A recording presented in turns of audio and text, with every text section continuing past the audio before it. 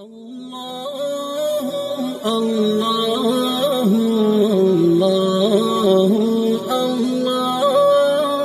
اللہ اللہ اللہ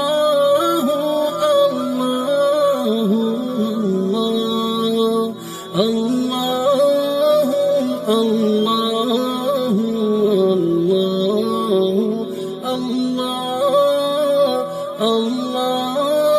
1172 کا دوسرا مہینہ گزر رہا تھا۔ شوبک کا قلعہ تو سر ہو چکا تھا، لیکن شہر میں ابھی بدنظمی اور افراتفری تھی۔ عیسائی اپنے کنبوں سمیت وہاں سے بھاگنے کی کوشش کر رہے تھے، کچھ بھاگ بھی گئے تھے۔ انہیں ڈر یہ محسوس ہو رہا تھا کہ جس طرح انہوں نے شوبک کے مسلمان باشندوں پر ظلم و تشدد کر رکھا تھا، اسی طرح اب مسلمان ان کا جینا حرام کر دیں گے۔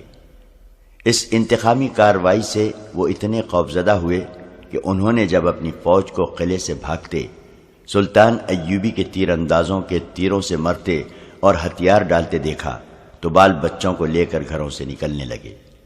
مسلمان سپاہ نے انہیں جانے نہیں دیا تھا۔ سالاروں اور کمانداروں نے اپنے طور پر حکم دے دیا تھا کہ شہر سے کسی شہری کو کہیں جانے نہ دیا جائے۔ چنانچہ سپاہی بھاگنے والے عیسائیوں کو ریگستان کے دور دراز راستوں، گوشوں اور ٹیلوں کے علاقوں سے روک روک کر واپس بھیج رہے تھے۔ یہ لوگ دراصل اپنے اور اپنے حکمرانوں کے گناہوں کی سزا سے بھاگ رہے تھے۔ انہوں نے یہاں کے مسلمانوں کو کیڑے مکوڑے بنا رکھا تھا۔ مسلمانوں کا کیمپ اس کا منہ بولتا ثبوت تھا۔ سلطان ایوبی کو اس کیمپ کا علم تھا۔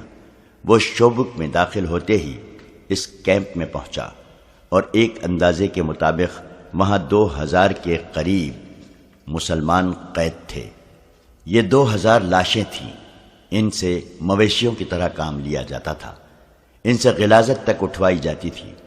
ان میں بہت سے ایسے بھی تھے جو یہاں جوانی میں لائے گئے تھے اور بوڑھے ہو چلے تھے۔ وہ بھول گئے تھے کہ وہ انسان ہیں۔ ان میں پہلی لڑائیوں کے جنگی قیدی بھی تھے، اور ان میں ان بدنصیبوں کی تعداد زیادہ تھی جنہیں صلیبیوں نے قافلوں سے اور شہر سے پکڑ کر کیمپ میں ڈالا تھا۔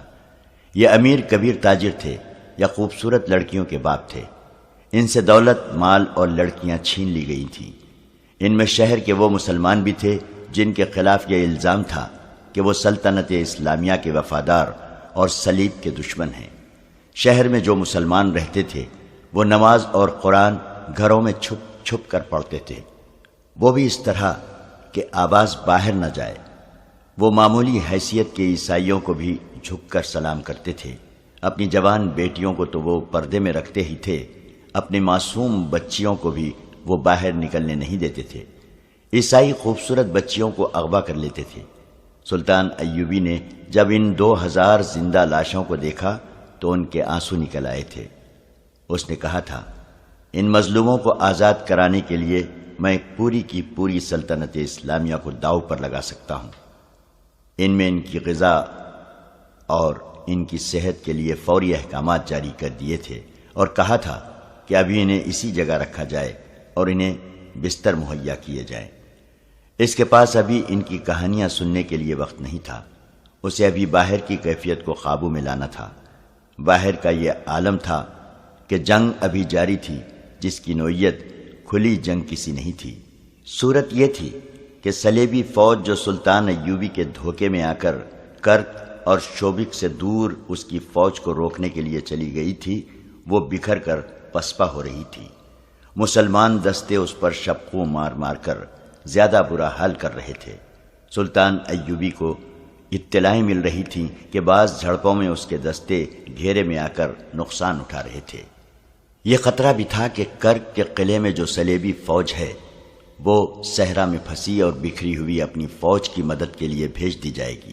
اس صورتحال کے لیے سلطان ایوبی کے پاس فوج کی کمی تھی۔ مصر سے وہ کمک نہیں منگوانا چاہتا تھا کیونکہ وہاں کی سازشیں دبی نہیں تھیں۔ معزول کی ہوئی فاطمی خلافت کے حامی درپردہ سازشوں میں مصروف تھے۔ سوڈانی حبشی الگ طاقت جمع کر رہے تھے۔ ان دونوں کو صلیبی مدد دے کر سلطان ایوبی کے خلاف متحد کر رہے تھے۔ سب سے بڑا خطرہ یہ تھا کہ متعدد مسلمان سیاسی اور فوجی سربراہ بھی سلطان ایوبی کے خلاف درپردہ کارروائیوں میں مصروف تھے۔ یہ ایمان فروشوں کا ٹولہ تھا جو اقتدار کے حصول کے لیے اسلام کے دشمنوں کے ساتھ ساز باز کر رہا تھا۔ انہوں نے حشیشین کے پیشہ ور قاتلوں کی خدمات بھی حاصل کر لی تھیں، جنہوں نے سلطان ایوبی کے قتل کا منصوبہ بنا لیا تھا۔ سلطان ایوبی نے کئی بار کہا تھا کہ صلیبیوں کی یہ کتنی بڑی کامیابی ہے کہ وہ میرے ہاتھوں مسلمانوں کو قتل کرا رہے ہیں۔ وہ بے شک ایمان فروش ہیں جنہیں میں نے غداری کی پاداش میں سزائے موت دے دی ہے، لیکن وہ مسلمان تھے، کلمگو تھے۔ کاش کہ یہ لوگ اپنے دشمن کو پہچان لیتے۔ اب جب کہ شوبک کا قلعہ اس کے قدموں میں تھا اور وہ قلعے کی دیوار پر اپنے فوجی مشیروں وغیرہ کے ساتھ گھوم رہا تھا، اسے شہر کے مسلمان باشندے گروہ در گروہ ناشتے اور اللہ اکبر کے نعرے لگاتے نظر آ رہے تھے۔ اونٹوں پر شہیدوں کی لاشیں اور زخمی لائے جا رہے تھے۔ سلطان ایوبی گہری سوچ میں کھویا ہوا تھا۔ اس کا دست راست بہاؤالدین شداد اپنی یادداشتوں میں لکھتا ہے، صلاح الدین ایوبی کے چہرے پر فتح و نصرت کا کوئی تاثر نہیں تھا۔ خوشیاں منانے والے شوبک کے مسلمانوں کا ایک گروہ دف اور شہنائی کی تال پر ناچتا اس دیوار کے دامن میں آن رکا جہاں ہم کھڑے تھے۔ صلاح الدین ایوبی انہیں دیکھتا رہا۔ لوگ اسے دیکھ کر پاگلوں کی طرح ناچنے لگے۔ صلاح الدین کے ہونٹوں پر مسکراہٹ تک نہ آئی۔ اس نے ان لوگوں کے لیے ہاتھ تک نہیں ہلایا، بس دیکھ رہا تھا۔ گروہ میں سے کسی نے بلند آواز سے کہا، صلاح الدین بن نجم الدین ایوب، تم شوبک کے مسلمانوں کے لیے پیغمبر بن کر آئے ہو۔ وہ لوگ عربی نسل کے تھے، ایک دوسرے کو باپ کے نام سے پہچانتے اور پکارتے تھے، اس لیے ان میں بیشتر صلاح الدین ایوبی کو بن ایوب یا بن نجم کہتے تھے۔ سلطان ایوبی کرد نسل سے تھا۔ ناچنے والوں میں سے کسی نے نعرہ لگایا، کرد کے بچے، ہم تیری پیغمبری کو سجدہ کرتے ہیں۔ صلاح الدین ایوبی یک لخت بیدار ہو گیا، تڑپ کر بولا، انہیں کہو مجھے گناہگار نہ کرے، میں پیغمبروں کا غلام ہوں، سجدے کے لائق صرف اللہ کی ذات ہے۔ میں نے سلطان کے ایک محافظ سے کہا، بھاگ کر جاؤ اور ان لوگوں سے کہو کہ ایسے نعرے نہ لگائیں، امیر مصر ناراض ہوتے ہیں۔ محافظ جانے لگا تو ایوبی نے اسے روک کر کہا، آرام سے کہنا، ان کا دل نہ دکھانا، انہیں ناچنے دو، انہیں گانے دو، انہوں نے جہنم سے نجات حاصل کی ہے۔ میری زندگی ان لوگوں کی خوشیوں کے لیے وقف ہے۔ وہ اور کچھ نہیں کہہ سکا کیونکہ اس کی آواز پھرا گئی تھی۔ یہ جذبات کا غلبہ تھا۔ اس نے منہ پھیر لیا۔ وہ ہم سب سے اپنے آنسو چھپا رہا تھا۔ کچھ دیر بعد اس نے ہم سب کی طرف دیکھا اور کہا، ہم ابھی فلسطین کی دہلیز پر پہنچے ہیں، ہماری منزل بہت دور ہے، ہمیں شمال میں وہاں تک جانا ہے جہاں سے بحر روم کا ساحل گھوم کر مغرب کو جاتا ہے۔ ہمیں سرزمین عرب سے آخری صلیبی کو ڈھکیل کر بحر روم میں ڈبونا ہے۔ وہیں سلطان ایوبی نے اپنے متعلقہ مشیر کو حکم دیا کہ سارے شہر میں منادی کرا دو کہ کوئی غیر مسلم اس خوف سے شہر سے نہ بھاگے کہ مسلمان انہیں پریشان کریں گے۔ کسی مسلمان فوجی یا شہری سے کوئی تکلیف پہنچے تو وہ قلعے کے دروازے پر شکایت کرے، اس کا ازالہ کیا جائے گا۔ اس نے زور دے کر کہا کہ ہم کسی کے لیے تکلیف اور مصیبت کا نہیں، پیار اور محبت کا پیغام لے کر آئے ہیں۔ اگر کسی نے اسلامی حکومت کے خلاف کوئی بات یا حرکت کی تو اسے اسلامی قانون کے تحت سزا دی جائے گی جو بہت سخت ہوگی، اور یاد رکھو کہ اسلامی قانون سے نہ کوئی غیر مسلم بچ سکتا ہے اور نہ مسلمان۔ اس کے ساتھ ہی اس نے حکم دیا کہ شہر میں اگر کوئی صلیبی فوجی یا جاسوس چھپا ہوا ہے یا اسے کسی نے اپنے گھر میں پناہ دے رکھی ہے تو وہ فوراً اپنے آپ کو مسلمان فوج کے حوالے کر دے۔ سلطان ایوبی کی فوج قلعے کی ایک دیوار توڑ کر اندر گئی تھی۔ اس نے حکم دے رکھا تھا کہ قلعے کے اس حصے پر فوراً قبضہ کیا جائے جہاں صلیبیوں کے محکمہ جاسوسی کا مرکز تھا۔ اس کے جاسوسوں نے اس سے اس مرکز کے متعلق بہت سی معلومات دی تھیں اور رہنمائی بھی کی تھی، مگر صلیبی اتنے اناڑی نہیں تھے۔ انہوں نے سب سے پہلے اسی حصے کو خالی کیا اور دستاویزات نکال لیے گئے تھے۔ ان کی جاسوسی کا سربراہ ہرمن اور اس کے دیگر ماہرین وہاں سے غائب ہو چکے تھے۔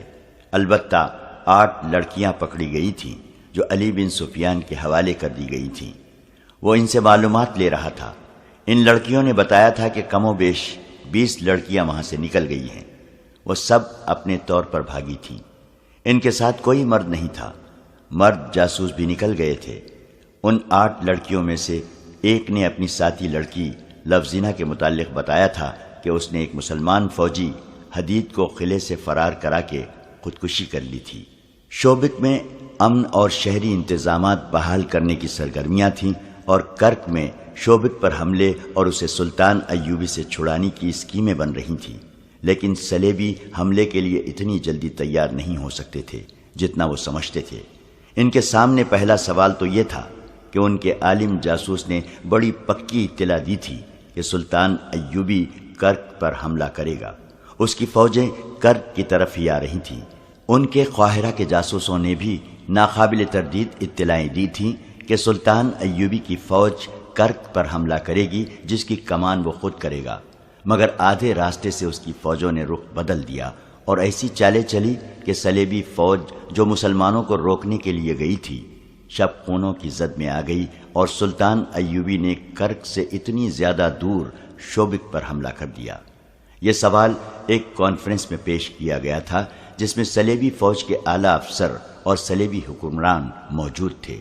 ان کے محکمہ جاسوسی کا سربراہ جرمن نژاد ہرمن اور عالم جاسوس جسے سلطان ایوبی نے قاہرہ سے گرفتار کر کے رہا کر دیا تھا، ملزموں کی حیثیت سے کانفرنس میں پیش کیے گئے۔ عالم جاسوس شوبک کے قلعے سے بھاگنے میں کامیاب ہو گیا تھا۔ اسے کانفرنس میں ہتھکڑیوں میں پیش کیا گیا تھا۔ اس پر الزام یہ تھا کہ اس نے غلط اطلاع دے کر مسلمانوں کو فائدہ پہنچایا اور ان کی فتح کا باعث بنا۔ اس نے ایک بار پھر بیان دیا کہ اسے یہ اطلاع کس طرح ملی تھی کہ سلطان ایوبی کرک پر حملہ کرے گا۔ اس نے یہ بھی کہا کہ اگر اس کی اطلاع میں کوئی شک تھا تو متعلقہ محکمے کو اس کے مطابق عمل نہیں کرنا چاہیے تھا۔ اس کے لیے اس بیان پر ہرمن سے پوچھا گیا کہ اس نے جاسوسی کے ماہر کی حیثیت سے کیوں تسلیم کر لیا تھا کہ اس جاسوس کی لائی ہوئی اطلاع بالکل صحیح ہے۔ مجھے اس ضمن میں بہت کچھ کہنا ہے، ہرمن نے کہا۔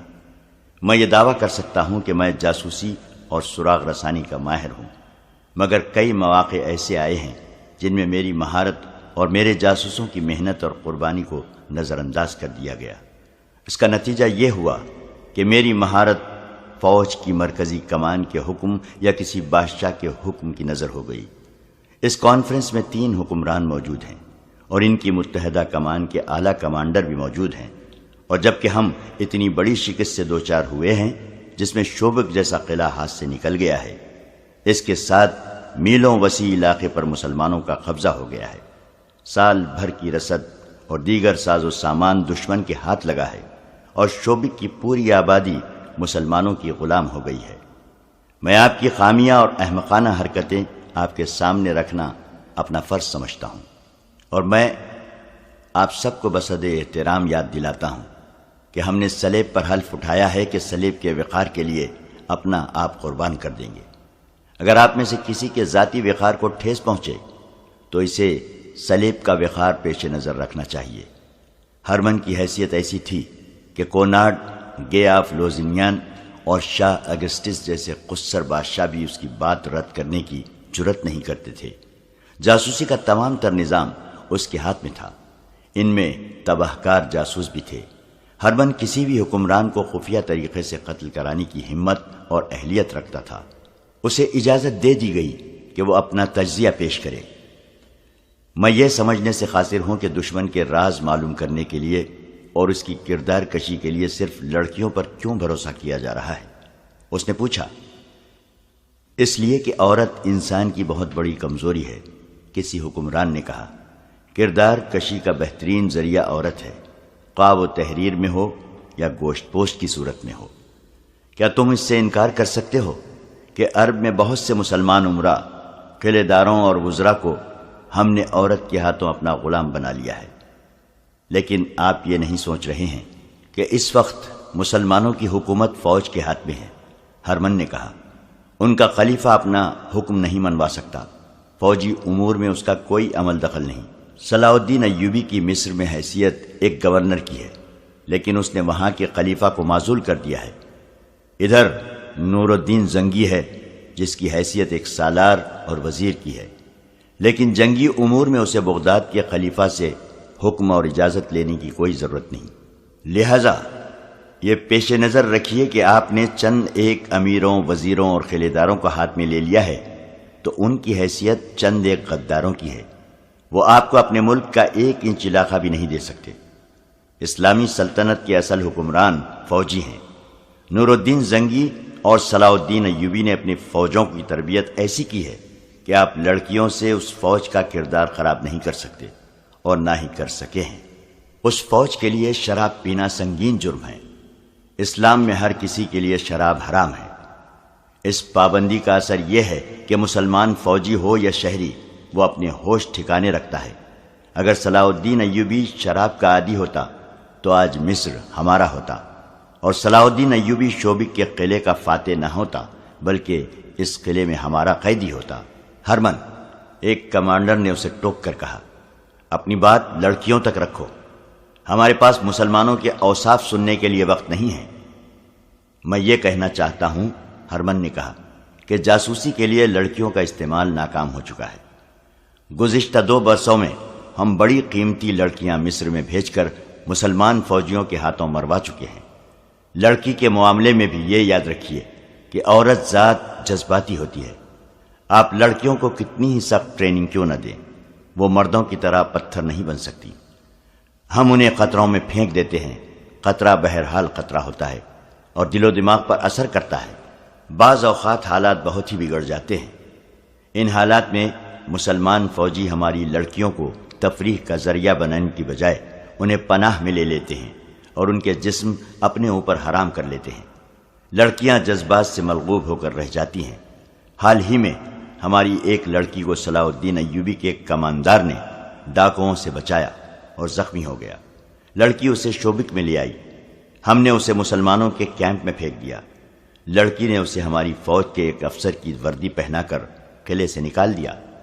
اسے گھوڑا بھی دیا۔ میں نے لڑکی کو پکڑ لیا۔ لڑکی نے زہر کھا کر خودکشی کر لی۔ اس نے سزا کے خوف سے خودکشی نہیں کی تھی۔ اس نے محسوس کر لیا تھا کہ وہ گنہگار ہے اور اپنے جسم کو دھوکے کے لیے استعمال کر رہی ہے۔ یہ احساس اتنا شدید تھا کہ اس نے زہر پی لیا۔ لڑکیوں کے خلاف میں ایک اور دلیل بھی دینا چاہتا ہوں۔ ہمارے پاس جو جاسوس لڑکیاں ہیں ان میں زیادہ تعداد ان کی ہے جنہیں ہم نے بچپن میں مسلمانوں کے قافلوں سے یا ان کے گھروں سے اغوا کرایا تھا۔ انہیں ہم نے اپنا مذہب دیا اور اپنی ٹریننگ دی۔ وہ جوان ہوئیں اور اپنا بچپن اور اپنی اصلیت بھول گئی۔ انہیں یاد بھی نہ رہا کہ وہ مسلمان کی بیٹیاں ہیں، مگر ہم نے ان کے صرف نام بدلے، ان کا مذہب اور ان کا کردار بدلا، ان کے خون کو نہ بدل سکے۔ میں انسانی نفسیات کو سمجھتا ہوں، لیکن یہ میرا تجربہ ہے کہ مسلمان کی نفسیات دوسرے مذاہب کے انسانوں سے مختلف ہے۔ یہ لڑکیاں جب کسی مسلمان کے سامنے جاتی ہیں تو جیسے انہیں اچانک یاد آ جاتا ہے کہ ان کی رگوں میں بھی مسلمان باپ کا خون ہے۔ مسلمان کے خون سے اس کا مذہب نکلتا نہیں۔ تم یہ کہنا چاہتے ہو کہ کسی لڑکی کو جاسوسی کے لیے نہ بھیجا جائے؟ ایک کماندار نے اس سے پوچھا۔ کسی ایسی لڑکی کو نہ بھیجا جائے جو کسی مسلمان کے گھر پیدا ہوئی تھی، ہرمن نے جواب دیا۔ اگر آپ لڑکیوں کو میرے محکمے سے نکال ہی دیں تو سلیب کے لیے بہتر ہی رہے گا۔ آپ مسلمان عمرہ کے حرموں میں لڑکیاں بھیجتے رہیں۔ آپ انہیں پھانس سکتے ہیں، وہ آسانی سے آپ کے ہاتھ میں آ جاتے ہیں، کیونکہ انہوں نے میدان جنگ نہیں دیکھا۔ ان کی تلوار ہماری تلوار سے نہیں ٹکرائی۔ ہمیں ان کی صرف فوج پہچانتی ہے، دشمن کو صرف فوج جانتی ہے، اس لیے وہ ہمارے جھانسے میں نہیں آ سکتی۔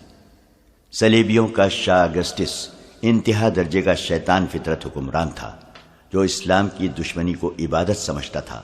اس نے کہا، ہرمن، تمہاری نگاہ محدود ہے، تم صرف صلاح الدین اور نور الدین کو دیکھ رہے ہو، ہم اسلام کو دیکھ رہے ہیں۔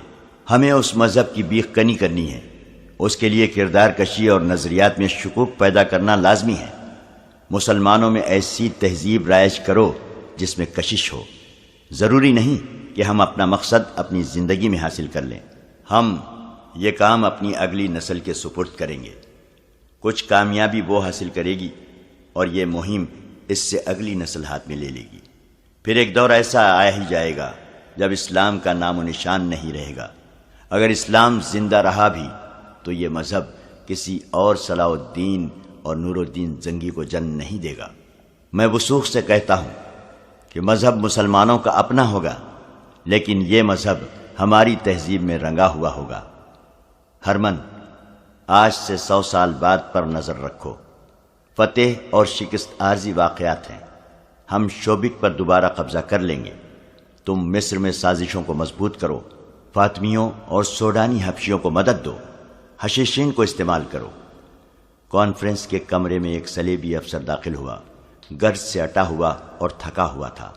وہ اس فوج کے کمانڈروں میں سے تھا جو باہر ریگستان میں چلی گئی تھی اور آہستہ آہستہ کرک کی طرف پسپا ہو رہی تھی۔ وہ بہت پریشان تھا۔ اس نے کہا، فوج کی حالت اچھی نہیں۔ میں یہ تجویز لے کے آیا ہوں کہ کرک کی تمام تر فوج کے ساتھ کافی کمک ملا کر شوبک پر حملہ کر دیا جائے اور مسلمانوں کو مجبور کیا جائے کہ وہ آمنے سامنے کی جنگ لڑیں۔ اس وقت جنگ کی کیفیت یہ ہے کہ ہمارے دستے مرکزی کمان کے حکم کے مطابق کرک کی طرف پیچھے ہٹ رہے ہیں۔ مسلمانوں کے شبخون مارنے والے دستے تھوڑی سی نفری سے رات کو عقبی حصے پر شبخون مارتے اور غائب ہو جاتے ہیں۔ دن کے وقت ان کے تیر انداز چند ایک تیر برسا کر نقصان کرتے اور غائب ہو جاتے ہیں۔ وہ نشانے گھوڑے یا اونٹ کو بناتے ہیں۔ جس جانور کو تیر لگتا ہے وہ بھگدڑ مچا دیتا ہے۔ اسے دیکھ کر دوسرے گھوڑے اور اونٹ بھی ڈرتے ہیں اور بے قابو ہو جاتے ہیں۔ ہم نے رک کر ادھر ادھر کے دستے اکٹھے کیے اور جوابی حملے کرنے کی کوشش کی، لیکن مسلمان آمنے سامنے نہیں آتے۔ ہمارے کچھ دستوں کو انہوں نے صرف اس لیے مارا ہے کہ مسلمان انہیں اپنی مرضی کے میدان میں لے جا کر لڑاتے ہیں۔ سپاہ میں لڑنے کا جذبہ مان پڑ گیا ہے۔ جذبے کو بیدار کرنے کے لیے ضروری ہے کہ ایک شدید جوابی حملہ کیا جائے۔ اس مسئلے پر بحث شروع ہو گئی۔ صلیبیوں کے لیے مشکل یہ پیدا ہو گئی تھی کہ ان کی فوج کا بڑا حصہ، جسے بہترین لڑاکا سمجھا جاتا تھا، کرک سے دور ریگزار میں بکھر گیا تھا۔ سلطان ایوبی کی چال کامیاب تھی۔ اس کے کماندار اور دستوں کے عہدیدار اس کی چال کو خوش اسلوبی سے عملی رنگ دے رہے تھے۔ وہ پانی پر قبضہ کر لیتے تھے، بلندیوں پر پہنچ جاتے تھے، ٹیلوں کے علاقوں میں گھات لگاتے تھے اور دن کے وقت اگر ہوا تیز ہو تو ہوا کے رخ سے حملہ کرتے تھے۔ اس سے یہ فائدہ ہوتا تھا کہ ہوا اور گھوڑوں کی اڑائی ہوئی ریت صلیبیوں کی آنکھوں میں پڑتی اور انہیں اندھا کرتی تھی۔ سلطان ایوبی کی نفری کافی نہیں تھی۔ مورخ لکھتے ہیں کہ صلیبی حملہ کر دیتے تو سلطان ایوبی کے پاس اتنی نفری نہیں تھی کہ وہ شوبک کو بچا سکتا۔ اس نے جنگی فہم و فراست سے کام لیا اور صلیبیوں پر اپنا رعب قائم کر دیا تھا۔ شوبک کے شمال مشرق میں صلیبیوں کی قاسی فوج بیکار بیٹھی تھی۔ اسے اس ڈر سے واپس نہیں بلایا جا رہا تھا کہ نور الدین زنگی سلطان ایوبی کو کمک بھیج دے گا۔ صلیبی حکمران اور کمانڈر کرک کے قلعے میں بیٹھے ہوئے پیچ و تاب کھا رہے تھے۔ شوبک میں ایوبی کو یہ مسئلہ پریشان کر رہا تھا کہ صلیبیوں نے حملہ کر دیا تو وہ کس طرح روکے گا۔ اس نے عیسائیوں کے بھیس میں اپنے جاسوس کرک بھجوا دیے تھے تاکہ صلیبیوں کے عزائم اور منصوبوں سے آگاہ کرتے رہیں۔ اس نے ایسا انتظام کر رکھا تھا کہ اسے محاذ کی خبریں تیزی سے مل رہی تھیں۔ اس نے شوبک سے اور گرد و نواح کے علاقے سے فوج کے لیے بھرتی شروع کر دی اور حکم دیا کہ قلعے میں فوری طور پر ان کی ٹریننگ شروع کر دی جائے۔ صلیبیوں کے بہت سے گھوڑے اور اونٹ قلعے میں رہ گئے تھے۔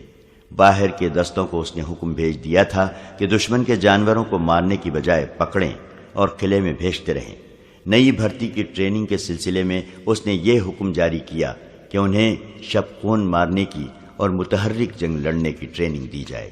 کرک میں جو کانفرنس ہو رہی تھی اس میں ہرمن کی اس تجویز کو رد کر دیا گیا تھا کہ جاسوسی کے لیے لڑکیوں کو استعمال نہ کیا جائے۔